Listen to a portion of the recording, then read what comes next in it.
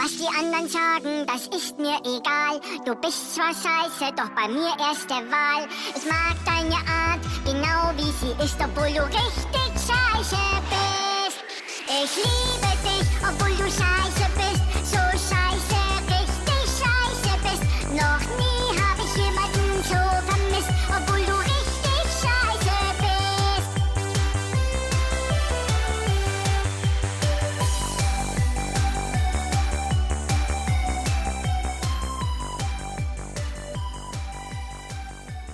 Zusammen Island Boy. Oh mein Gott! Das habe ich mir aufgeschrieben, um den jetzt gerade am Anfang so zu droppen. Wow, ey, das friert mich auch wieder, wenn ich das Zusammen höre. Island Boy. And I try to make it. Zusammen Island Boy. Oh. Oh Ich weiss gar mein nicht, ob es die Gott. überhaupt noch gibt, ob Ja. die noch leben, ob die irgendwie schon Weiss ich nicht. Selbstmord gemacht Irgendwie haben. schon mal Oder? Ja, oder jemand hat es verschossen. Oder so. Also, also die haben sich sicher nicht nur beliebt gemacht. Nein, also Ich weiss nicht, ob zumindest sie noch mit ihren Haaren, mit ihren Tattoos, wie Ja. sie mit Geld in der Öffentlichkeit umgehen, da gibt es eigentlich sehr viele Gründe. Ja, vor allem, sie sind so ein bisschen, ich habe das Gefühl, weißt du, so, sie haben alle Sachen, die so anecken, aber alles in einer Persönlichkeit und dann noch doppelt. So Zwilling sind es, glaube ich, oder? Ich meinte es, ja. Sie glaube Zwilling. Ich meinte es, ja. Das macht es so noch schlimmer. Zusammen schlimm. Island Boy. Ach Nils, ich begrüße dich ganz herzlich. Wie geht's dir? Wie steht's? Hey, ja, danke. Wieder eine lustige Auf- und Ab-Woche gewesen, bei uns im Geschäft, aber auch privat. Aber den Grill sind wir jetzt, wo wir das letzte Mal schon angesprochen haben, den sind wir jetzt abholen. Es war eine hure coole Überbauung gewesen. Also gestern, wo wir Ja. das zusammen sind abholen und wir von dieser, ja, es war so ein Mehrfamilienhaus gewesen. Und das hat so geil ausgesehen von außen. Es war ziemlich mitten in Zürich gewesen und Ja, recht voll. versteckt und so mit Es ist noch lustig, es ist davor gekommen, eben mitten in Zürich und kaum bist du in den Innenhof rein, so, und ist so vorgekommen, wie wenn du wieder irgendwie ausserorts wärst. Also es war wirklich hure schön gewesen, irgendwie. So ein bisschen moderne Architektur und trotzdem so ein bisschen mit Garten, wo so verschiedene Ebenen gebaut war. Also, ja. Und irgendwie bei den Fenstern rundherum hat es so ganz viele Pastellfarben. Also dort so pinkes Pastell und dann so Leimgrün und wie man dem sagt. Ja. Das ist hure Es war eine interessant. spannende gewesen. Architektur, finde ich auch. Vor allem auch die Balkone sind ja auch versetzt gewesen. Das, normalerweise sind die ab jedem Stück immer untereinander oder obereinander. Das ist wie so 2 gleiche Höhe, dann in der Mitte nochmal 2 auf der nächsten Höhe und dann nochmal 2 auf der wieder nächsten Höhe auf der rechten Seite. Also ganz komisch. Aber irgendwie geil. Also, Extrem geil. habe ich auch geil Vielleicht gefunden. so geil, dass es mal in einem Projekt von uns vorkommt. ja, wenn man, also vor allem mit so einem Ort kommst du eher mal noch eine Drehgenehmigung über, weil es ist zwar in der Stadt und so, aber es ist nicht eine öffentliche Straße. Also kann ja dort kein Auto durch oder ein Kickboard oder irgendetwas. Es ist wirklich nur so ein Kiesplatz, kann man eigentlich sagen. Voll. Nein, ist hure. Ich Warum habe lachst ich habe gerade auf dem Handy so, weil wir haben auf dem Handy, wenn mir in der Woche etwas einfällt, dann schreibe ich es aufs Handy auf. Und jetzt habe ich gerade aus Versehen dir angerufen. du? Was? Ja, aber ich kann wieder abhängen. Aber bei mir hat es nicht geschält. Und ich so, oh fuck. Das ist Professionalität, würde ich sagen. Ja, Also hast du etwas aufmachen oder so? ja, ich kann verschiedenste Sachen, aber wenn du willst, kannst auch du gerade etwas sagen. Ich habe aber sonst so ganz einen kurzen, kleinen Ding, ich habe letztes Mal überlegt, wenn du so du musst dir so vorstellen, egal was für eine Situation du als Mensch hast, umso ernster, wenn es wird, du kannst dich immer souverän rausreden mit dem Wort Fehler machen ist menschlich. Da kann keiner etwas sagen. Es kommt, glaube ich, schon ein bisschen auf die Tat drauf an. Auf was? Auf die Tat Tat. selber.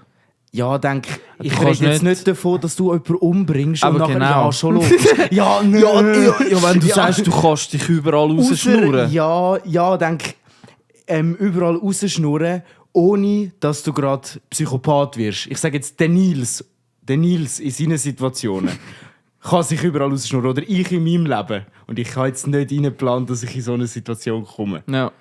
Aber du weißt ja und nicht, was sonst ich da im Autounfall Hintergrund bauen, alles, was auch schlimm ist, Fehler machen, ist menschlich. Das ist das obere Ding. Und ich will sagen, ein Mord ist kein Fehler. Das ist eine bewusste Straftat. Das ist etwas anderes. Du musst dich nicht ausreden. Das ist dann Lügen. Das, was ich meine, ist, das ist ja... Also, es ist wirklich, wenn du einen Fehler machst, mit Fehlern machen ist menschlich, du kannst immer. Es kann dir niemand etwas sagen. Also habe ich mir so überlegt. Weil, klar, von der anderen Person kommt dann noch so ein Blick so... Ja, und einfach nur böse schauen oder so. Aber sagen, ja, nein, hättest du nicht dürfen, das geht nicht. Das geht nicht. Ja, aber das Verständnis auf der anderen Seite, das ist natürlich nochmal ein anderes Thema. Ob dann nachher in so einer Situation das Verständnis genug fest entgegengebracht wird. Aber grundsätzlich stimme ich da schon zu. Sie müssen es verstehen, weil sie machen selber auch Fehler. Und klar, eben, ich rede da nicht von bewussten Straftaten. So, das meine ich nicht. Das hätte ich vielleicht dazu schreiben müssen. Ja, wäre vielleicht noch eine sinnvolle Information gewesen, aber... Ja, was habe ich aufgeschrieben? Nein, ich kann es nicht. Aber wenn wir vielleicht gerade beim Thema sinnvolle Aktionen sind, das ist mir auch letzte, das habe ich mir auch aufgeschrieben, ist mir mal wieder etwas eingefallen. Das ist in meiner Lehre. Nein, sogar nach meiner Lehre. Also gerade als ich frisch aus der Lehre gekommen bin, auch für alle, die es wissen, Vögeleschhaus war ja meine Hut für 3,5 Jahre. Und wir hatten dort mal so eine Marketing-Promotion, weil wir am Hauptbahnhof in Zürich die neue Filiale eröffnet haben. Und jedes Mal, wenn es halt eine neue Filiale an irgendeinem coolen Platz gegeben hat, haben wir irgendetwas Spezielles probiert zu machen. Also zum Beispiel am Flughafen. Und ich finde, so Sachen finde ich halt cool, wenn ich da irgendwie etwas außerhalb von einem Computer da sein darf machen. Du machst den ganzen Tag am PC. Genau. Also zum Beispiel am Flughafen bin ich an einer Frozen-Joghurt-Maschine. Irgendwie 3 Tage habe ich einfach so scheiß Frozen-Joghurt rausgelassen und so Erdbeer-Topping-Dressing. Also das, was man eigentlich sonst in Selbstbedienung macht. Genau, ja, aber halt so Hygiene hat das halt jemand müssen machen und der jemand war der Nils gewesen. Und so Sachen habe ich halt cool gefunden. Und meistens ist das am Wochenende noch gsi, heisst, das ist noch gut bezahlt gsi. Und danach eben am Hauptbahnhof in Zürich hat es auch eine neue Filiale gegeben. Und dort haben wir so einen Prominente, also so Servila-Prominenz haben wir dort eingeladen gehabt. Und die hat dort auch mit einem Kameramensch hat sie so ein Video gemacht. Und ich habe quasi als Vorbereitung so die ganze Anlage aufstellen, vor allem Musik. Sie hat das Video von dort gemacht, oder was hat sie Ja, gemacht? es hat eine Schuhputz-Challenge gegeben. Also Sie haben den Laden eröffnet? Genau. Okay. Also die Idee von dieser Schuhputz-Challenge war, oben dran, dort bei diesem dicken Engel, der an der Decke oben ja, hängt. genau, ja. Also das wäre Ja, ein hure bekannter Künstler, aber Ich weiss den Namen gerade nicht. Mir ist nein. Jetzt hätte ich fast etwas Dummes gesagt. einfach dicker Engel. Ja, der weiss jeder, genau, wir wissen, glaube ich, alle, wo Ja, das voll. ist. Und Zürich HB halt. Und dort, die Schuhputz-Challenge war, jemand ist quasi so dort angekommen, man hat Leute aus der Menge so rausgeholt und hat gefragt, hey, möchtest du da teilnehmen? Und nachher war das Ziel, dass du innerhalb von, glaube ich, 2 Minuten hat der Mensch aus der Menge noch mehr Menschen aus der Menge müssen holen und an denen die Schuhe putzen. Einfach so, ja, bis sie glänzt haben. Und die Menge, die Anzahl an geputzten Schuhen haben dann die Menschen an 20 Franken Gutschein irgendwie im Vögeleschhaus. Okay. Ja. Also wenn du 10 Schuhe geputzt hast, hast du 200 Franken Gutschein bekommen, Ja. wo dann über unten in der neuen Filiale hast können, ausgeben. Ja. Und dort, ich bin für die Musikanlage bin ich zuständig gewesen, weil das ist eine hure grosse Halle. Ja. Und dass wir haben dort die Erlaubnis gehabt, halt voll Lärm zu machen von der SBB oder keine Ahnung, wer das dort war. heisst fette Anlage organisieren. Und das geile Erlebnis an diesem Tag, und das ist eigentlich absolut unvorstellbar, das Equipment muss ja irgendwie auf die Fläche, wo halt Tausende von Menschen links und rechts durchlaufen. Und nachher bin ich mit dem Büssli am Morgen dort parat gestanden und nachher sind vorne 2, hinten 2 Leute rund um mein Auto herumgestanden. Und ich bin auf die grosse Fläche, wo der dicke Engel hängt, bin ich mit dem Auto drauf gefahren. Ja, voll geil. Voll geil. Ja, das ist mir letztes Mal wieder in den Sinn gekommen. Und eigentlich, aber das können, glaube ich, nicht so viele Leute behaupten, dass die dort mit dem Auto auf dieser Fläche waren. Ich glaube es auch nicht, nein. Ich glaube es auch nicht. Das ist noch lustig. Also ich kenne halt durch das Gartenbau, wir haben halt an den Gleis geschaffen und so, durch das kenne ich das halt so. Also ob jetzt dort, ist logisch, dass du dort reinfährst.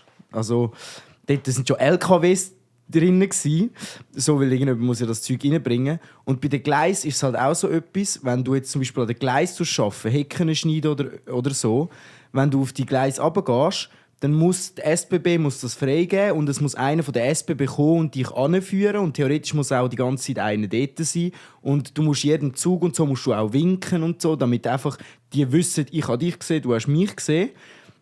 Und das ist auch ein riesen Theater. Aber ich sage jetzt mal nicht wo und was, aber bei uns hat es dann einfach geheißen, so, der von der SBB, ja, könnt gehen. Dann sind wir einfach frei auf den Gleisen rumlaufen gewesen. Wir haben einfach so rumlatschen und alles dort. Haben einfach den Zugführer winken. Also die Sicherheit... Also das Winken war die Sicherheit gewesen? Ja, die Sicherheit bin ich selber, der nicht aufs Gleis drauf steht. Das ist die Sicherheit. Eine andere Sicherheit gibt es in so Situationen nicht. So wie die einzige Sicherheit, dass du niemand verletzt ist mit dem Auto da drin, bist du gewesen. Nicht die vor dir.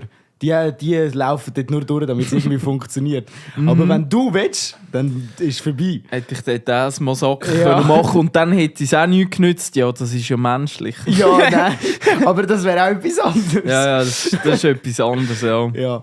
Und auf die andere Seite, das Traurige ist, wahrscheinlich hätte es trotzdem etwas genützt. Weil es wäre wahrscheinlich kein geplanter Mord angedingselt worden. Weil du hättest es nicht geplant, sondern es wäre eher ein momentan Triebtat. Spontanität. Und am Schluss würde er sogar noch abdingselt werden, dass du das frei entschieden hast. Also Oder du bist das Opfer von deinen Trieb. Weißt? Aber dass ich nicht zurechnungsfähig zum Beispiel bin. Ja, das heisst, du kannst nicht entscheiden, was du selber machst.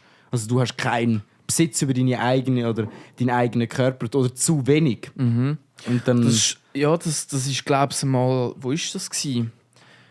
Ich meinte im Trampolino.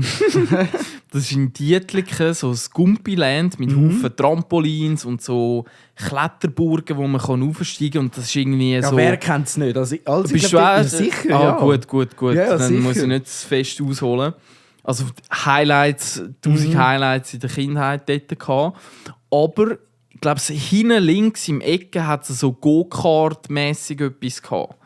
Ich weiss nicht, zum selber trampen oder so Elektro-Go-Karts. Ja, also das Trampolino, das, was du ja jetzt meinst, ist eins-spezifisch. Es gibt ja so, mittlerweile gibt es eben solche Hallen viel. Wir haben das Einsiedl oben, hat es eine grosse, also hat es recht viel. Und du kannst eigentlich bei all denen Go-Kart fahren, Golf spielen, also so Minigolf spielen, einfach so Kleinigkeiten, aber nur für Kinder. Also kannst du nicht wirklich Go-Kart fahren. Ja, das sind so Baby-deutsche genau, so Babysachen. Ja, voll. Genau. Und dort ist mir auch etwas in Erinnerung geblieben, weil das war ein Kind dort am Rumfetzen gsi und das Kind, das hat alles immer gerammt. Und irgendwie, wo die Kinder das einfach so gecheckt haben, so fuck, da ist ein Selbstmord, ein Psycho unterwegs, keine Ahnung. Irgendwie Mordlust oder keine Ahnung. Und danach sind halt alle brüllend dort ausgestiegen. Und ich hatte dann halt auch keine Lust gehabt, um mit dem kranken Typ dort rumzufahren. Ich hätte gemeint, du sagst den Psycho. Plot-Twist. Du bist der Einzige, der noch gefahren ist. Nein, das mal nicht. Aber danach eine Mami von dem Kind ist dann dort voraus gestanden und die hat dann diesen brüllenden Kind oder anderen Kindern gesagt, hey, es tut mir leid, mein Sohn kann irgendwie Sachen nicht richtig einschätzen. Also Distanzen. Distanzen? Also eine Art auch nicht Verhalten. sondern Physik. Also eine Also ich Art würde sagen, er kann auch... einfach Grenzen nicht einschätzen. So hätte ich es jetzt verstanden, oder wie? Also eine Art auch nicht zurechnungsfähig, im Sinne von, wenn ich jetzt in die Wand hineinkessle, dann passiert aber das. du vermisst gerade zwei Sachen. Eine Distanz nicht können einschätzen und nicht zurechnungsfähig sein, sind zwei andere Paar Schuhe. Eine Schon. Distanz können nicht einschätzen, ist dann ein Problem mit deinen Augen. Und wenn du die Distanz unterschätzt von der reinen, weil du nicht kannst deine Dynamik, also du kannst dein Verhalten nicht einschätzen, dann ist es persönlich. Ich denke, sie wird so etwas meinen, oder? Ja, ich hatte dann einfach keine Lust mehr gehabt, zum Rumfahren. Genau. Und darum, Ja. Aber eben, keine Ahnung, ob das zu Zurechnungsfähigkeit auch dazugehört. Aber Ja, das es ist mir ein irgendwie... Kind. Ein Kind ist nicht zurechnungsfähig. Darum sind wir ja für das Kind verantwortlich. Ein Kind ist ja erst, wenn es volljährig ist, für sich selber verantwortlich, weil es vorher ja eben nicht kann selber entscheiden kann. Das ist ja in dem Sinn ist das immer so. Du wirst, das ist wie im Alter irgendwann. Wenn nicht mehr also, es gibt ja verschiedene Unzurechnungsfähigkeiten. Also, die wir jetzt reden, ist so allgemein im Leben. Wenn du ein Bier trinkst, bist du auch nicht mehr zurechnungsfähig für gewisse Sachen. So, weißt, ich denke, grundsätzlich ist ein Kind nie zurechnungsfähig. Weil ein Kind ist ein Kind. Oder, also sicher nicht. Es ist in dem Sinne, ein Mensch ist nie zurechnungsfähig komplett. Du kannst ja nicht, kannst nie alles ausschliessen. Das ist ja menschlich. Ja, eben, Fehler sind Ja. menschlich. Es kann immer etwas nicht stimmen oder nicht passieren. Also rein rechtlich gemäß Obligationenrecht oder ZGB würden wir jetzt da von Urteilsfähigkeit und Handlungsfähigkeit würden wir da reden. Aber das war jetzt nur ein blöder Side-Note gewesen. Ja, es ist ja auch Zurechnungsfähigkeit, ist das, was ich zu dir sage. Und das, was du gesagt hast, ist ja, wo du zu dir selber sagst. Also, wenn du über dich selber redest. Vielleicht hat das Kind einfach zu viel Gocki gesoffen und hat irgendwie das Urli gemacht im Ja, Kopf. ja. Keine Ahnung. Ja, voll. Ja. Ja, man sagt, das ist schon auch so, wenn ein Kind eben noch nicht weiss, wie es sich verhalten soll oder so. So, ja. Ja, Es spürt sich nicht. keine Das ist wie Ahnung. wenn einer besoffen ist, er spürt sich nicht mehr. Dann macht Ja, er einfach ist so, ja. Scheiße. Ist so, Weil er ja. sich nicht mehr spürt, er ist nicht mehr zurechnungsfähig. Ja. Voll, ja. Aber das hat es in meinem Leben eigentlich nur einmal gegeben. Und das eigentlich viel zu früh. Was?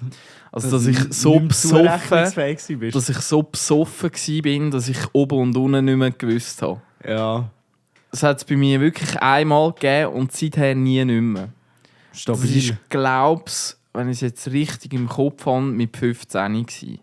Puh. Mittwochnachmittag nichts Besseres zu tun gehabt und dann mit einem Kollegen abgemacht. Und der war schon ein bisschen älter, 16. Und der hat irgendwie, keine Ahnung von wo, hat der noch Wodka bei sich daheim rumstehen gehabt. Und wir geile Siechen haben nichts Besseres gewusst als halt den Mittwochnachmittag ja, in vollen Zügen zu genießen. Oh shit.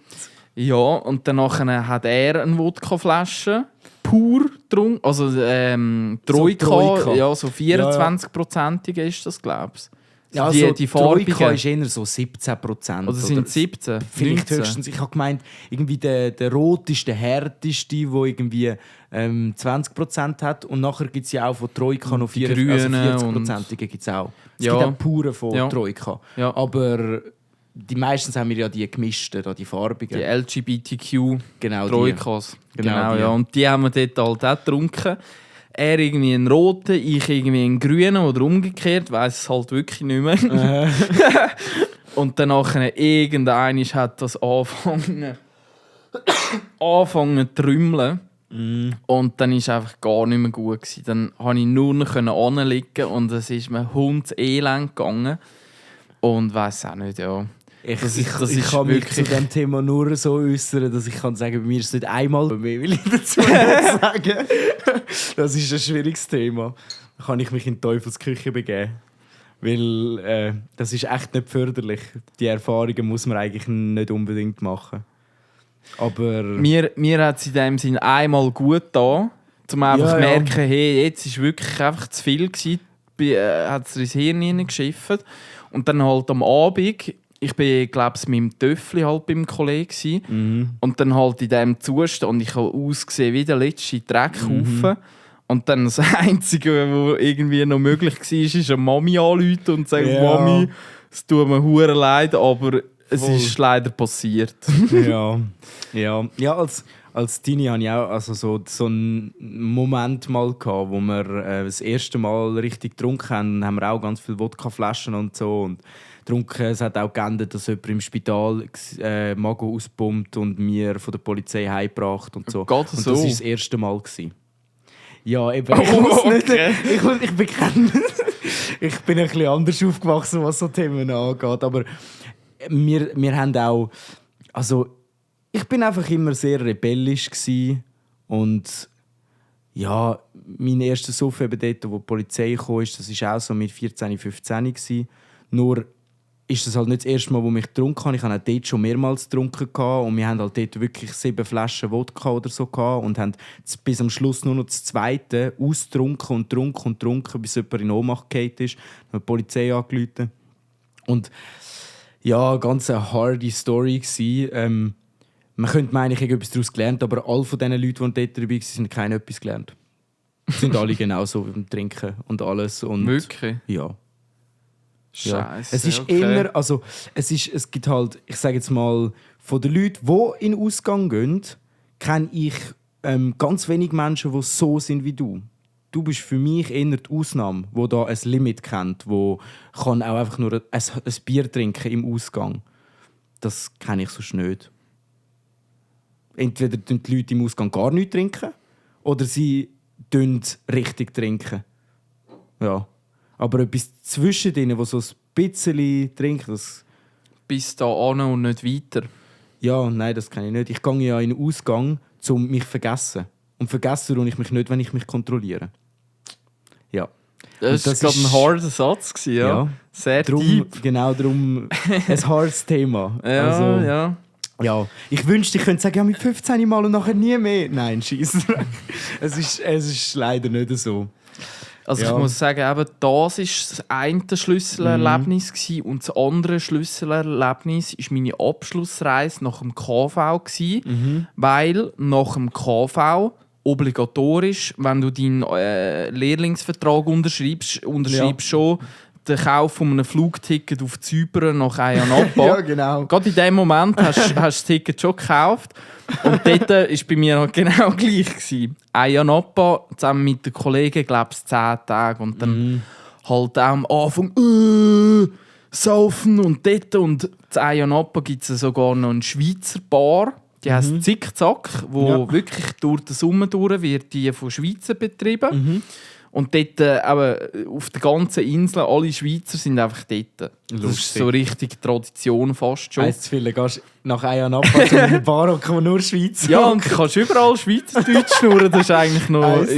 Und sogar das passt zu diesen KV-Schülern. Und sogar die Servierangestellte dort, ich weiss nicht, was der... Serviertochter. Servierdüsen, keine Ahnung, wie man dem sagt. Servierdüsen. Restaurator würde das, glaube ich, heissen. Der korrekte Name. Was? Aber Restaurator ist doch jemand, der so altes Zeug restauriert. Das ist nochmal etwas anderes. Ja, eben ein Restaurator. Nein, das ist einer, der im Restaurant arbeitet, habe ich mal gemeint. Restaurator. Aber das ist ein Restaurant. Ja, ist ja gleich. Und das andere heisst restaurieren. Der Kollege vom Militär hat mir das mal erklärt, dass so Menschen offiziell so heissen. Ah krass, ja schon klar sagt keiner denen so, weil es auch dumm ist. Ja. Dann würde ich schon logisch sagen, wir haben Servierdüsen. Und eben die Servierdüsen sogar in Zypern, die haben Schweizerdeutsch geredet. Also einfach alles ist Schweizerdeutsch. Ja, das ist ja eigentlich in vielen Orten so. Also ich bin in Amsterdam mit Schweizer im Coffeeshop gehockt, in Barcelona ein Schweizer Coffeeshop, nur Schweizer drin, alle im Schweizerdeutsch reden. Mallorca, alle Deutsch. Also das ist eigentlich... Hochdeutsch. Ja, Deutsch, aber Hochdeutsch, Deutsch. Ja. Und dort Ayia Napa eben sich vergessen. Du hast am Morgen um 3, 4, 5 einfach nur noch Leichen am Boden gesehen. Schnapsdrosseln, die sich irgendwo vollkiesen, selber eingeschissen und keine Ahnung was. aus dem Maul rausgeschäumt haben. Ja. Und dort hat es mir einfach komplett irgendeinen den Nuki rausgetatscht. Und danach habe ich gesagt, hey, das von meiner Seite, das war es jetzt gewesen. Ich komme schon noch mit. Ich saufe einfach nur noch ein Gocki oder ein Eistee. Und ich kann gleich lustig sein und ein bisschen rumschauen und dumme Sprüche anderen nachrufen. Das ist super, aber halt nicht normal. Ja, das ist super, ja. aber du siehst ja den anderen Leuten. Ja. Du bist wahrscheinlich nicht alle haben das gemacht und nur einer ist abgestürzt, sondern du bist wahrscheinlich einer der Einzigen gewesen, der das so gemacht hat. Ja. Würde ich jetzt behaupten. Ja. Ohne die Leute zu kennen. Ja. Nein, ist so. Ja. So auch der eine, der im... Weißt du, wenn alle so würden mit Alkohol umgehen wie du, hätten wir kein Alkoholproblem auf dieser Welt. Aber das gehen die Leute eben nicht. Sie gehen so um wie ich.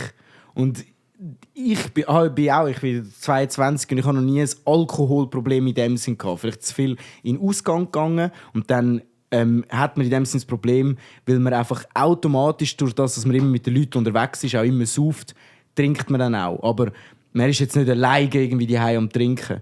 Aber wo das angefangen hat bei mir, wenn ich nicht mehr so viel Party machen und dann mehr so ein bisschen alleine trinken, habe ich das auch bewusst ausbremsen. Weil ich habe das nicht. Das, was du sagst, ja, dann hat es mir abgelöscht. Das haben wir noch nie abgelöscht. Das will mir auch nicht ablöschen. Es macht, also das ist, ich habe ja auch Kollegen, die auch sagen, ja, aber an einem gewissen Punkt löscht es innen ab.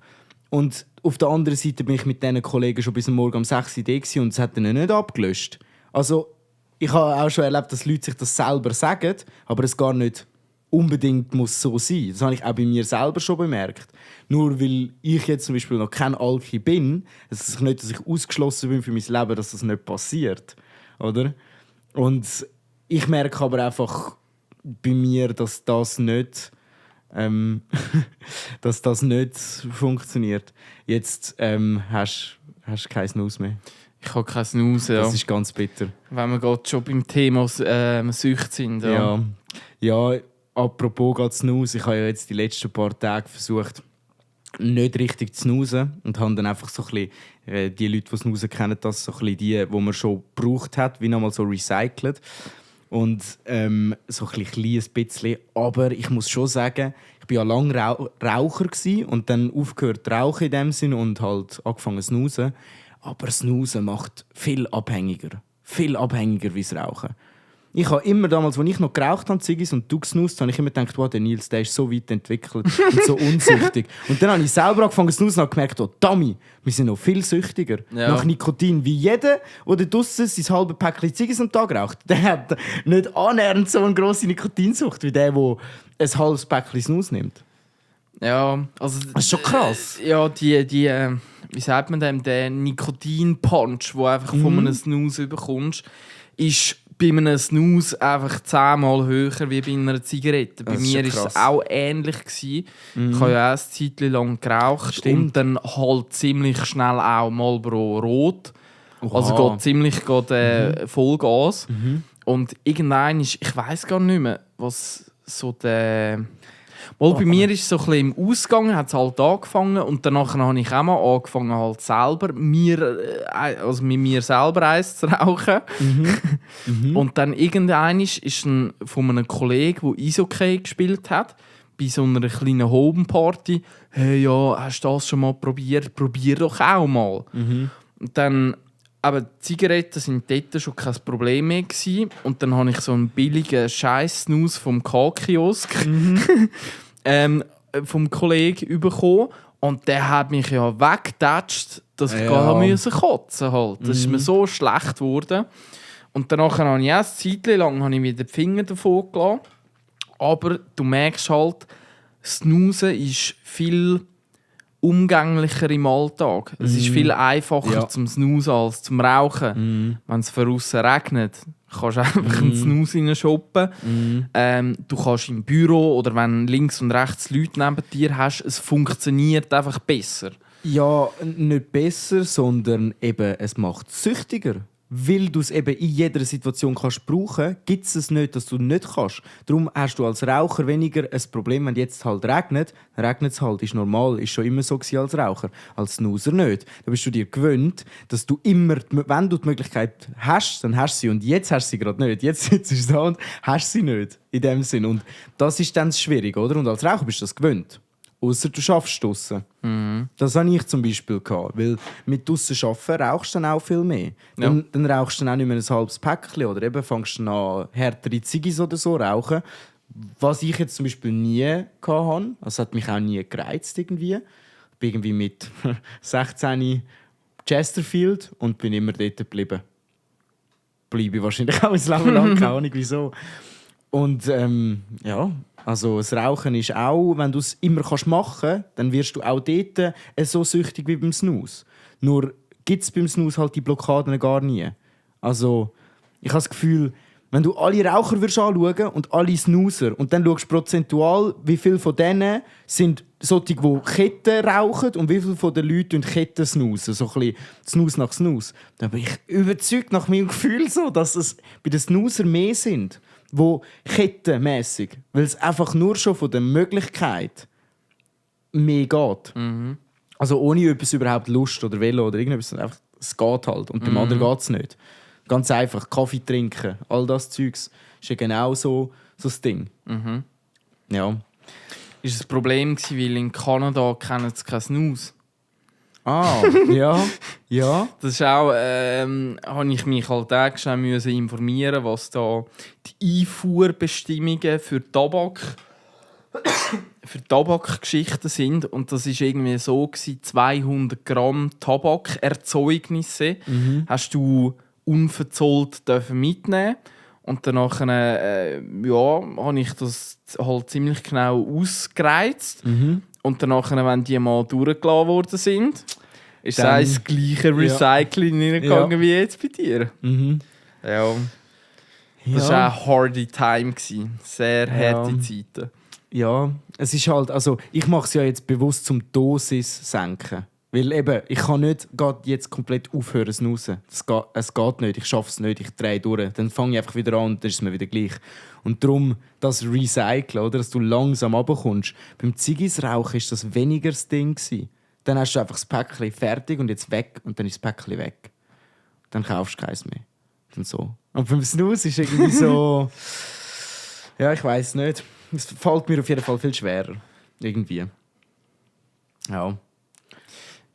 Aber am Ende des Tages, das ist meine ganz persönliche Einstellung, ist wahrscheinlich auch nicht perfekt, aber wir sind ja da, um unsere Meinung da ins Mikrofon reindroppen und nicht da, um Leute irgendwie zu besseren Menschen zu machen oder so. Nein, werden sie nicht mit dem, was wir erlauben.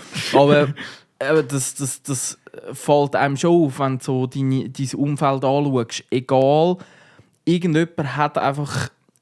Also jeder Mensch hat so seine Probleme und jeder Mensch hat eine Sucht, egal ob das jetzt jeden Tag 2 Stunden joggen oder jeden Tag Fernsehen schauen oder einfach so ein Anker im Leben. Ich sage jetzt dem mal so, vorsichtig. Ja, ist schon so wahrscheinlich. Also ich denke auch, jeder hat so etwas, so funktioniert auch irgendwie die Psyche des Menschen. Es gibt sicher auch Ausnahmen, gibt es halt einfach immer. Aber es ist halt ein bisschen schwierig. Ich sage jetzt bei einem Snooze oder bei einer Ziggy unterschreibe ich das mit dem Anker. Wenn es in andere Süchte geht, Joggen auch, ja klar.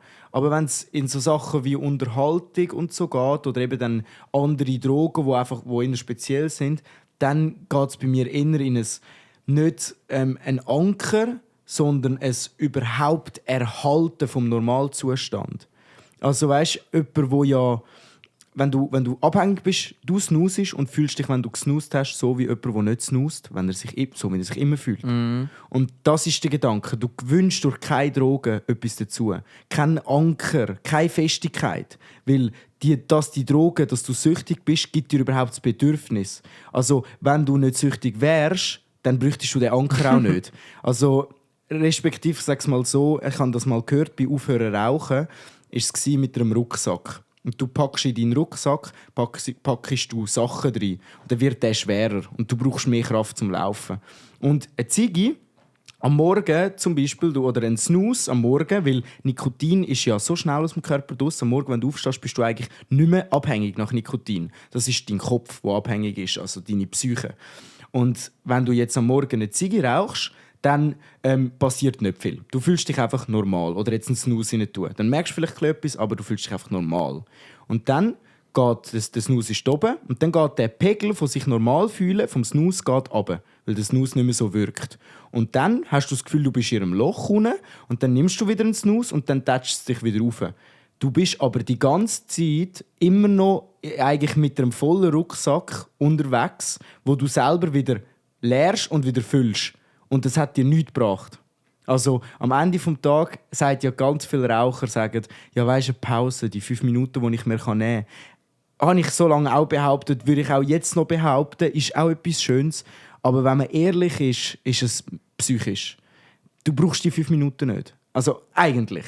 Weil du kannst auch am PC hocken und einfach 5 Minuten ins Nichts schauen. Du kannst in so viele andere Weisen dich ablenken. Da brauchst du eigentlich die Drogen nicht. Genauso den Snooze nicht. Das heisst, so ein bisschen der mit dem Anker true, aber halt nur, weil du es konsumierst. Blöd gesagt, das Leben ist schwerer mit. Es wird nicht einfacher. Natürlich, ja. Aber aber sind wir jetzt eigentlich voll im Thema, weil wir haben jetzt gerade das Video für SOS Spielsucht. Stimmt. Also auch quasi Abhängigkeit von Online-Casinos. So ein bisschen das ist das Thema. Und vielleicht können wir dann auch sagen, hey, wir sind selber snooze-abhängig, helfen uns. Ja. Ich weiss nicht. Ja, das Fiese ist halt, jetzt, man sagt ja immer Suchthirn. Du hast das Suchthirn. Und jetzt, wenn du so etwas sagst, zum Beispiel, dann hat die eine Seite in dir hat Freude und die andere Seite, das Suchthirn, bekommt Angst. Denkt, nein, du kannst mir das nicht wegnehmen. Du kannst mir das nicht wegnehmen. Und das ist eben das Krasse. Das geht so tief rein, so Sucht und so. Darum, ja, das ist ja, darum habe ich vorher auch gesagt, mit die Erfahrungen gar nicht machen. Alkohol. Ob die Erfahrung, einen mega Suff mal zu haben im Leben, gut ist, weil man dann daraus lernt, dass man es nicht will, bezweifle ich. Weil ich habe das Gefühl, die meisten Leute, die kommen nicht so aus dem raus. Sondern sie merken, hey shit, ich habe es überlebt. Weil das ist ja, die meisten Leute denken ja dann, wow, geil, hey, es ist gar nicht passiert, aber es hat sich geil angefühlt. Und das kann man, also das ist in dem Sinne genau das Gleiche. Du hast in dieser Situation geschlossen, oh, ist nicht geil. Aber eben, du hast vielleicht die Kontrolle gar nicht abgeben. Und ich glaube, das ist dann vielleicht der Kehrtumdings. Ich gebe mega gerne Kontrolle ab und kann dafür aber auch mich mal führen lassen oder halt auch mal Kontrolle über das Leben nicht haben, was dann dir zum Beispiel wieder schwerer fällt, weil du eben gewöhnt bist, die Kontrolle zu haben. Und das ist so ein bisschen das Ganze. Weißt, es ist dann in einer Situation fühlt es sich für dich an, wie wenn du jetzt gerade Kontrolle verloren hast mit dieser Droge. Und für mich fühlt es sich an, wie dass ich Drogen kontrolliert habe, weil es ist ja nichts passiert. Es ist wie die Ansicht. Ist man von sich selber überzeugt oder haben wir das Gefühl, man kann es nicht? Und wenn man das Gefühl hat, man kann es nicht, dann lässt man am besten die Finger davon. Und das ist schon auch ein bisschen das Ding, gerade wenn es dann in die Richtung so Ecstasy oder so Sachen geht. Wenn du Angst hast vor so etwas und du machst das, dann kann das... Du wirst nicht kaputt im Kopf, weißt? Aber du kannst dir ganz komische Psychosen andrögeln mit so Scheiß, einfach nur, weil du Ängste und so nicht wahrnimmst. Und das ist halt schon auch, wenn dann aber jemand kommt, der sagt, hey, ich fühle mich gut, mein Leben ist nice, ich weiss, das ist so und das, kann einen Impact haben, aber sie freut sich auf einen MD-Trip, dann glaube ich nicht, dass ihm psychisch etwas Grosses passieren kann. Klar, er kann auf der Straße überfallen werden. Und dann ist es ein Scheiß, wenn du auf Drogen bist. Aber ich meine jetzt, im normalen Trip passiert einem Mensch nicht viel, wenn er sich auf das einlädt.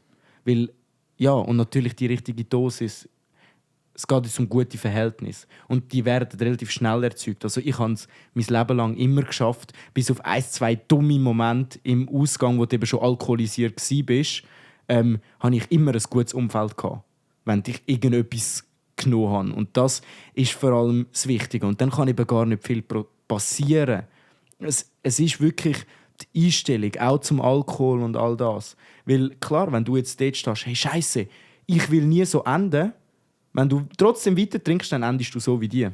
Und das ist einfach so, wenn du angehst schon mit der Angst, das wird passieren, dann wird das passieren. Also in die Richtung, irgendetwas.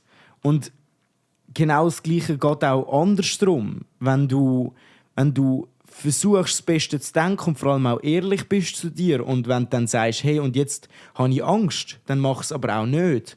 Und wenn du dieser Einstellung treu bleibst, dann kann man eben, der Umgang kann funktionieren. Dann ist auch Sucht nicht so ein Thema. Aber die meisten Leute machen es ja nicht so. Und nicht aus dem Grund. Eben, weil man will ja Kontrolle verlieren. Ja. Ja. Also das Thema eben mit Kontrolle verlieren oder abgeben, das haben wir ja auch, glaube ich, mal auch mit den Delfinen, mit den Kugelfischen und so genau, haben wir das schon mal gehabt. Vielleicht bin ich da auch einfach von meinem Elternhaus, im Speziellen von meinem Papi, einfach anders geprägt. Im Sinne von, er hat ein grosses Alkoholproblem, er hat ein grosses Medikamentenproblem. Und vielleicht habe ich einfach schon als kleines Kind sehr früh den Alkohol von seinen negativen Seiten. Das glaube ich dir viel mehr, wie wenn du sagst, ich habe dort in Ayanapa Leute rumliegen und das nicht wollen.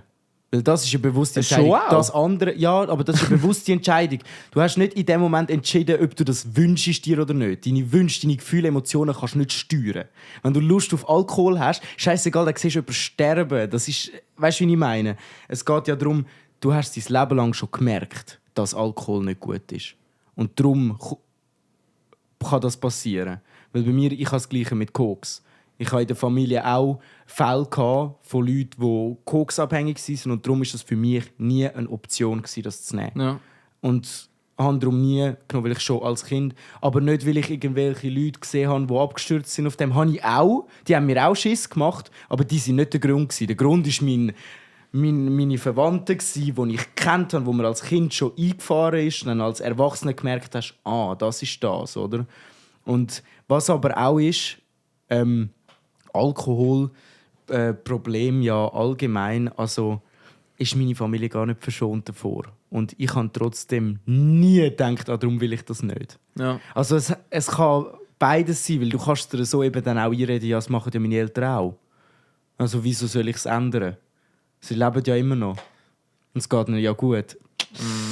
Das ist vielleicht dann auch der Unterschied zwischen meinen und deinen Eltern, denn ich weiss es nicht. Ich weiss halt nicht, in welcher Form sich das Ganze auch in dem Sinne in ihren Handlungen, in ihrem Denken und so weiter. Ich muss auch meinen Dad und meine Mom zum Beispiel auch total in Schutz nehmen. Also gerade was Trinken angeht, meine Mami nicht, aber mein Dad eher. Aber sie sind immer auch im Modus von sie wollen das gar nicht. Und man hört dann mal wieder kurz auf. Oder man tut das. Es war nie da von, das ist ja Normalität. Es war bei uns nie Normalität. Und das könnte ich mir vorstellen, dass es vielleicht anders war bei dir. Das ist komplett anders. Das ist eben, glaube ich, der Knackpunkt, habe ich das Gefühl. Weil, wenn es für mich Normalität wäre, dann würde ich mich das auch nicht fragen. Dann würde ich jeden Abend mein Bier hinter dem Ding kippen, oder? Wenn es nur das wäre. aber ja. Also bei uns daheim sind verschiedene Sachen, die da ein bisschen zusammenlaufen. Aber mein Dad ist zum Beispiel auch immer hure spät vom Arbeiten heimgekommen. Das war frühestens halt um 9:30 und spätestens irgendwie um 10:30. Und die ganze Familie war angewiesen. Wir hatten die Anweisung gehabt, oder respektive den Befehl. Es wird erst gegessen, wenn der Vater daheim ist, weil der Vater bringt ja Kohle heim. Und wir haben den Tisch ja unter seinem, unsere Füße unter seinem Tisch. Das heisst, Tisch unter seinen Füßen. Ja, der Tisch unter seinen Füßen. Das heisst, es wird gewartet, bis die Familie quasi komplett ist. Und nachher können wir zu Abend essen. Und das heisst halt um 10:30 haben wir zusammen noch zu Abend gegessen. Krass. Und meine Stiefmami damals war halt eine Verrückte, weil das Fleisch trocken war, weil das halt einfach 4 Stunden irgendwie warm gehalten worden ist und so. Und danach eben, mein Papi ist auch praktisch sehr häufig immer alkoholisiert heimgekommen. Heisst, während dem Arbeiten hat er schon die Möglichkeit gehabt, zum Alkohol zu konsumieren. Die Heime hat man dann nochmal 2 Weinflaschen allein fast getrunken. Das sind andere das Ausmaße. Das hat halt Und im dann Ganzen... verstehe ich aber auch, dass es dich abschreckt. Ja, Und ich glaube, wenn wir nochmal auf das Ayia Napa zurückkommen, dort hast du es gemerkt. Dort ist das, was du eben immer gesehen hast, ist eingefahren. Weil bist plötzlich vor der Entscheidung gestanden, werde ich auch so oder nicht. Und ich denke, das ist auch das, was uns zeigt, wie können wir so etwas bekämpfen. Es ist... Also entweder du einem Kind eine Kindheit zumassen, dafür trinkt es nachher nicht. Oder du machst das nicht und dann wird es aber Drogen nehmen und Sachen, weil es kann ihm ja nicht passieren. Es ist ein bisschen sad. Es ist wirklich sad, weil ich merke es jetzt auch bei meinem kleinen Bruder. Also entweder sagst du mir jetzt, alles ist böse und die ganze Welt ist scheiße und alles ist schlimm und dann wird er das Leben lang Angst haben vor allem und nie etwas falsch machen. Oder du sagst ihm, so wie es mir gesagt worden ist, die Welt ist gar nicht so schlimm und eigentlich kann man Freude am Leben haben, wenn du es richtig machst, läuft es auch. Ja, und dann merkt er aber auch, geil, ich kann ein Leben leben im Luxus, kann essen und alles und nebenbei noch Drogen konsumieren. Das funktioniert halt einfach in der Schweiz. Das funktioniert an vielen Orten auf dieser Welt. Also, ich würde sogar so weit gehen, dass viele Sachen nicht mehr funktionieren auf dieser Welt, wenn es nicht gäbe. Mhm. Weil der Ausgleich, wo viele Menschen in Substanzen, in Drogen finden, ja, ich weiß nicht, was der sonst finden sollte. Auf die andere Seite, wie wir vorher gesagt haben, mit dem Rucksack. Wenn es die Drogen nicht gibt, bräuchten sie vielleicht gar nicht. Also es ist mega... Vielschichtig. Mega vielschichtiges Thema. Komplex. Mhm. Sehr komplex. Und eben, Fehler machen ist menschlich. Ja, da sind wir wieder da gelandet. Was bei mir noch angestanden ist, ich habe ja jetzt hier eine fette Internetleitung bekommen oder machen lassen, oder wie man dem möchte sagen. Post nicht. Vorne, was? Post nicht. Post nicht? Post nicht. Post nicht? Post nicht. Postet. Ist das, einfach postet, noch mal ein bisschen anders gesagt. Österreich? Nein, das habe ich früher als Kind, ich glaube, das eine Mami vor einem Kollegen, als ich im Kindergarten war, hat das einmal gesagt. Es ist Post nicht gegangen. Sagst du Ruben oder Gruben? Ich sage beides nicht. Wenn du quasi so relaxest, sagst du Ruben oder Gruben? Liegen. Liegen? Liegen, ja. Wenn du musst gruben?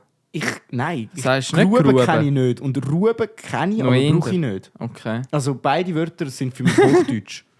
Meine Ex-Freundin hat immer Ruben gesagt und ich irgendwie mir sage Gruben. Ich muss gruben. Bei uns heisst es Powernap. Wir sagen einen Powernap. Powernap. Ja, jetzt im Ernst. Wir sagen Anglizismus. Ja, mein Dad hat früher schon Powernap gesagt. Bin ich jetzt überzeugt. Vor 20 Jahren schon? Ich glaube nicht, dass er vor 20 Jahren, aber vor 20 Jahren bin ich 2 gewesen. Also ich glaube nicht vor 20 Jahren, aber ich sage jetzt mal vor 10 Jahren hat er Powernap gesagt. Hat es das dort schon gegeben? Ja, also sicher. Die haben auch schon vor 100 Jahren Englisch geredet. Ja, aber... Wir haben auch schon mit den Amerikanern... Also der Mario, mein Mitbewohner, ist 88 und ist im Jahr 65 ein Jahr lang in London am Arbeiten gewesen. Er hat Englisch gelernt dort. Also wenn der damals hätte können, dann wird auch mein Dad können Powernap sagen. Okay. Vor 20 Jahren sogar, auch wenn es nicht... Also, weißt, crazy, ja. So vom Ding her geht das schon. Ja, genau. Internet, genau, dort sind wir stehen geblieben. Und vorne habe ich eben so einen SIM-Karten-Router bei mir daheim stehen. Ja, genau, die du kannst... Wirklich, es ist einfach eine Plastikbox und eine SIM-Karte drauf. Ist eigentlich etwas... So. Ja, es ist so ein Huawei Mobile Router und an und für sich ist das eine geile Geschichte, weil das hat auch 5G und alles drum und dran und ist günstig und ich kann es da mit einem guten Anbieter, ohne da Werbung an dieser Stelle für irgendjemanden zu machen. Nicht 7, nein. Ja. Nein, die SIM-Karte ist ja nicht von denen. Ich weiss, aber ich wollte etwas... Egal. Ja, jetzt hast du verraten. Jetzt anyway. Schneiden wir raus. Und ich bin mit dem Mobile Router schon auf die glorreiche Idee gekommen, halt, es gibt ja lustige WLAN-Namen. Ja.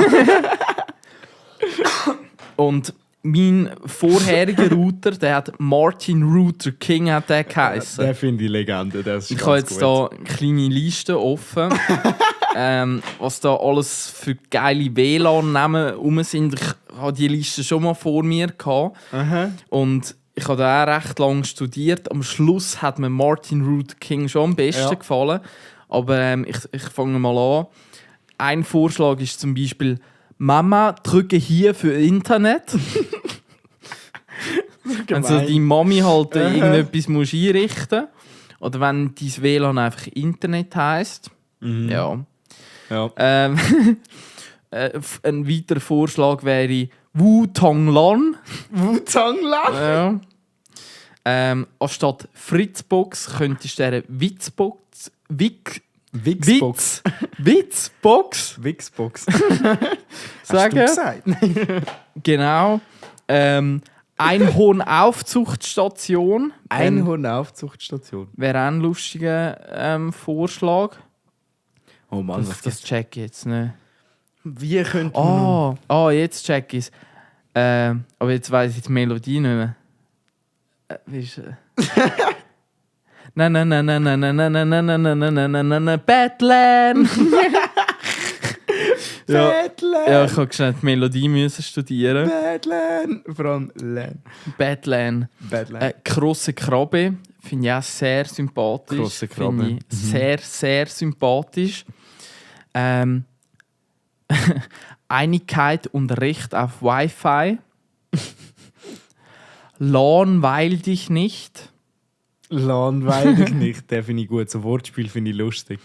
In einem LAN vor unserer Zeit. In einem LAN vor... Den finde ich hure gut. Ja. Der ist hure gut. In einem LAN vor unserer Zeit. Ist das nicht auch der erste Satz gewesen? Es hat doch früher auf Super RTL... So eine Serie. Littlefoot. Ja, also so ein Dinosaurier, der auf so einer Insel... Also ein Langhals. Ja, ein Langhals-Dinosaurier. Ja, Littlefoot. Der ist doch auf so einer Insel, wo nur eine Palme ist, ist geschwommen und ist dann zum anderen Kontinent gekommen. Und am Schluss ist er immer wieder so weggefahren. Habe ich gemeint, ja? Also so ein gezeichneter Film? Ja. Also ist eine Serie gewesen. Ich habe gemeint, das sind längere Filme. Littlefoot hat er, Also ich weiss nicht, Littlefoot sagt mir nichts. Vielleicht meine ich mir etwas anderes. Ja. Aber dass du genau auch einen Langhals-Dino meinst, Ja, das ist komisch, irgendwie das beunruhigend. Ja. Beunruhigend, ja. Der könnte dir sehr gut gefallen. Lord Voldemodem. Stimmt, da könntest du eigentlich von Harry Potter ein Paar. Wow, was könnte man da echt machen? Was gibt es für geile Namen? Ja, ist noch schwierig. Ja, das fällt mir jetzt auf spontan nicht lustig sein, wo gut ist. Was ein weiterer Vorschlag ist, Alice im Wunderland. Oder Alice im WLAN. Könntest du halt auch machen. Was gibt es noch mehr? Nein, das wäre es gewesen. Ja, das wäre es gewesen. LAN. Ich habe die ganze Zeit so... Ich weiss aber sonst noch einen, den ich jetzt nicht gesagt habe. Obi-Lan Kenobi. Der ist fast der beste. Obi-Lan Kenobi. Ja. Der ist super. Alter, das ist noch schwer, so ein Wortspiel. Einfach so aufs Ding, mit LAN oder mit Wi-Fi. Modem, mit Wi-Fi wäre vielleicht auch etwas. Wi-Fi. Weißt du, wie Beefy, aber... Wi-Fi halt, aber dann müsstest du... Wie heisst das? Ja, heisst einfach Beefy. Kannst du nicht. Das Würstchen im Brot. Ja, genau. Ja, Beefy. Ja. Vegane Wi-Fi. Vegane Beefy. Ist Wi-Fi. Ja. Nein, aber ich habe auch noch etwas zum Updaten. Und zwar, wir haben ja letzte Woche über Avatar 3 geredet. Also vor allem das 1 und das 2, glaube ich, aber auch ein bisschen Ausblick. Nein, wir haben über das 3 geredet und über welche Navis noch kommen und so. Ja. Genau. Und ich behalte dich jetzt da auf dem Laufenden und du magst nicht updaten, weil es sind neue Sneak Peeks veröffentlicht wurden. Genau. Und zwar, ich muss das geschwind ein bisschen ablesen. Und zwar, es sind 3 Konzept-Arts von Locations sind geleakt worden, also geleakt bewusst veröffentlicht. Einmal Schnee, Wüste. Und wir wissen, welches die Navis sind. Und, also welche Navis das jetzt neu dazukommen. Ja, im 3. Aha. Und zwar noch das 3. Land und das ist das Ascheland.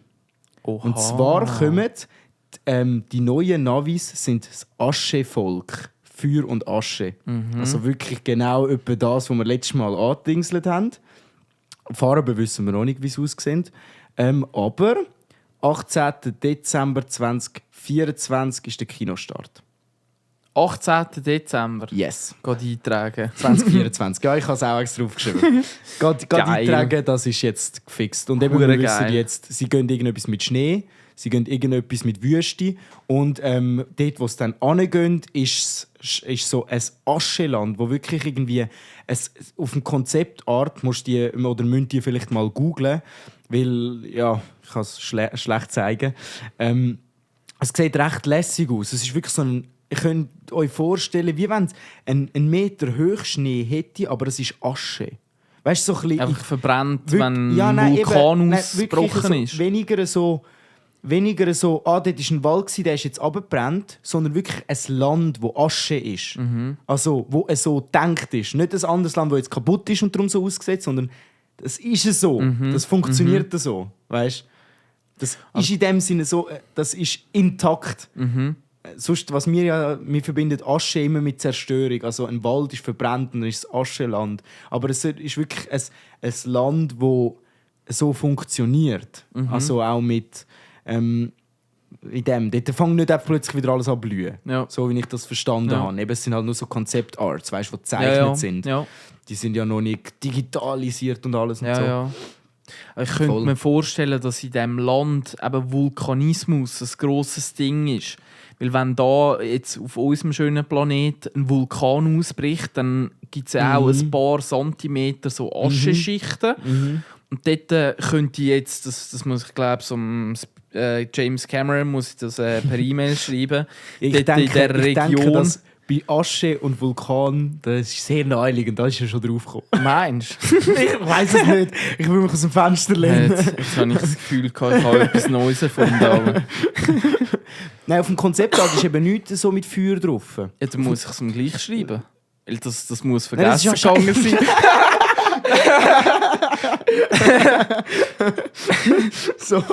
so einem, der Findet Nemo gemacht hat, ey, Fisch können im Fall nicht reden. Ich wollte jetzt nicht sagen, aber nur damit es noch gesagt ist, weißt du nicht, dass er da ins Nichts laufen. Einfach schwimmen, einfach schwimmen. Also, ich hab blau und schlau gelöst. Wir haben blau. Kannst du das nicht? Das ist der Blau und schlau gelöst. Ist das der blaue Hund? Ja, der Blue. Wir haben blau und schlau gelöst. Das ist so geil. Das habe ich immer hure gerne geschaut, irgendwie am Wochenende. Aber es ist hure selten gekommen. Ja, voll. Und vor allem, wenn es gekommen ist, es ist eine andere Serie gewesen. Also weißt, es ist nicht so klassisches Fernsehen gewesen. Ich habe es immer so halb gefeiert. Auf die eine Seite habe ich es lässig gefunden, auf der anderen Seite ist es mir immer ein bisschen suspekt vorgekommen. So Zeichnungsart und alles, ja.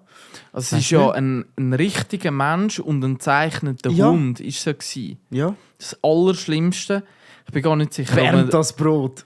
Nein. Doch, das hat mir Albträume gemacht. Ich habe eben nie Kika geschaut. Ah, okay. Das ist das Ding. Aber das Allerschlimmste in meiner Kindheit hatte ich das Gefühl gehabt, Elena Anaconda.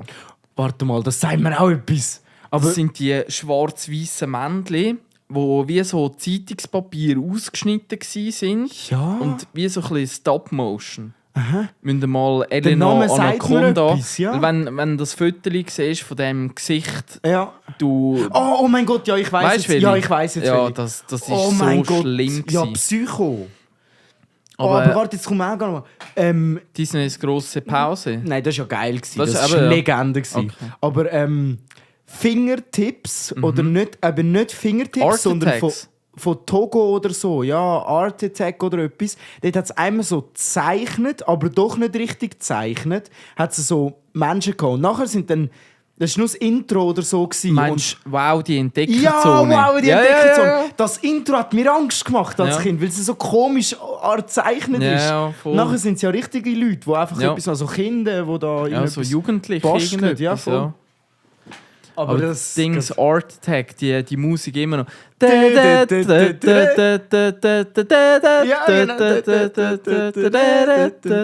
Ja, fix. Das ist geil.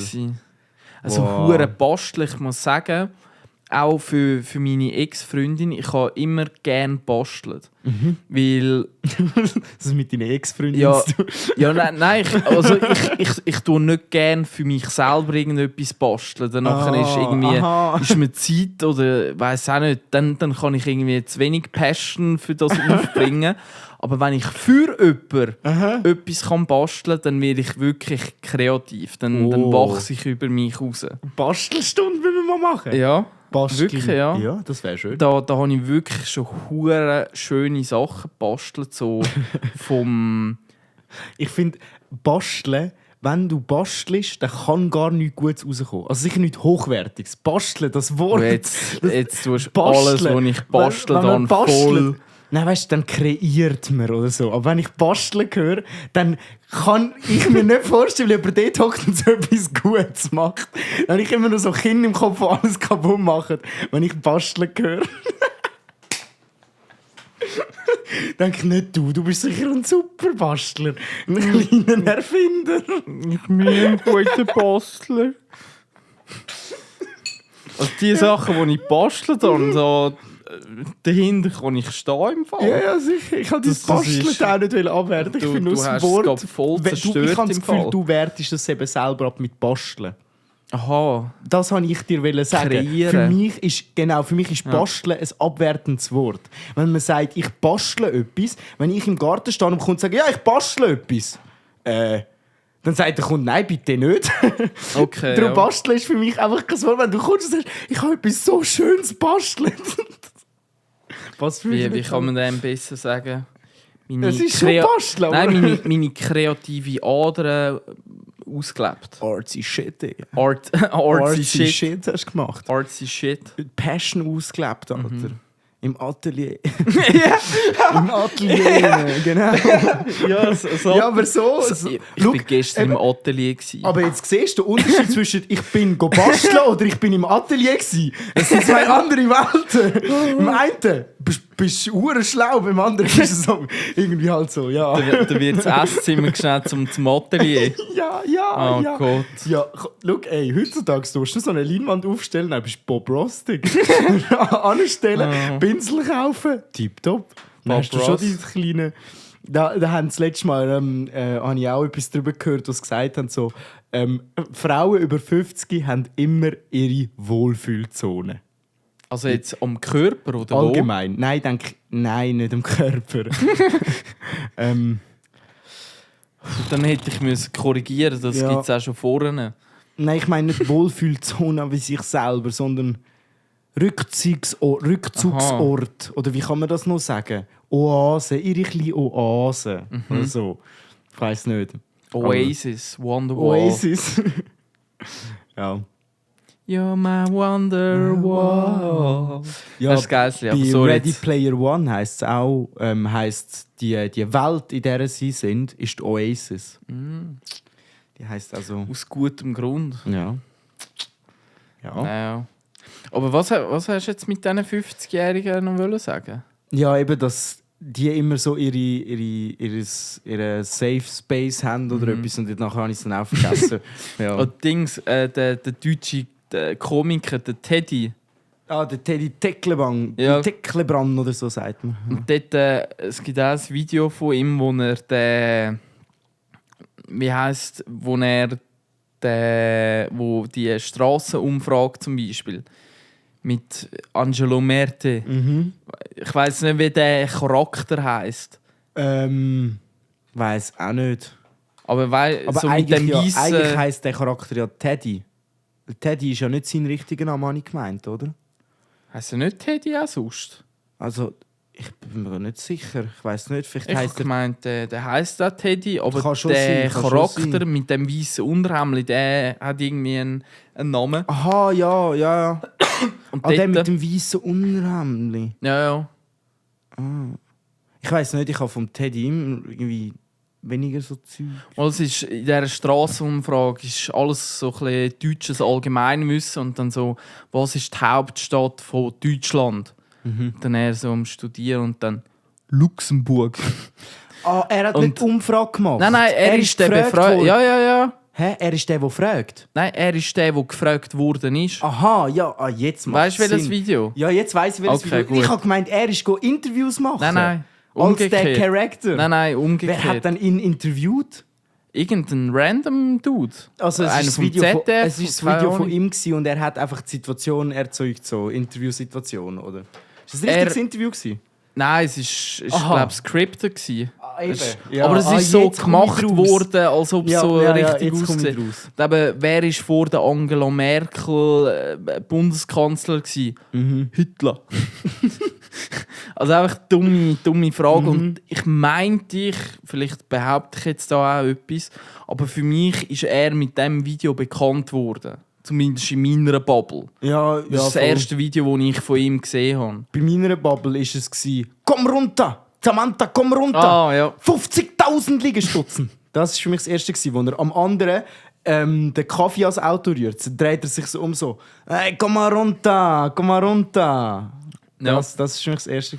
Und dort, in diesem weißen Unterhemd, hat es eben auch noch ein anderes Video gegeben, wo er gesagt hat, er hat Territorium hat er wollen sagen und danach hat er Terrarium hat er gesagt. Und eben Frauen ab 50 haben ihr Terrarium. Aha. Ja, Digga. Oh. Ja. Frauen über 50. Ich glaube, Was ist ich glaube, Stichwort? auch Männer Ja. haben so etwas. Ja, safe. Aber die Männer tun es nicht so benennen, weißt du?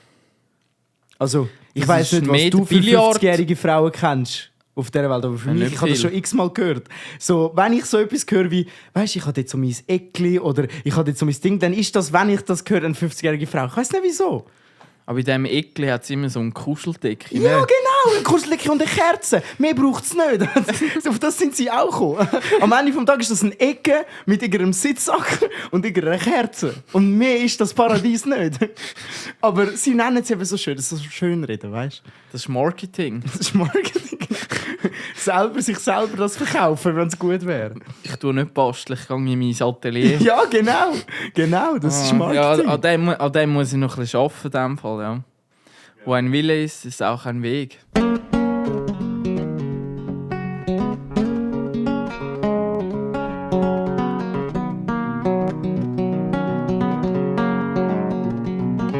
You know, well, I'm a chicken fried. A cold beer on a Friday night. A pair of jeans that fit just right. And the radio. Whoa, whoa.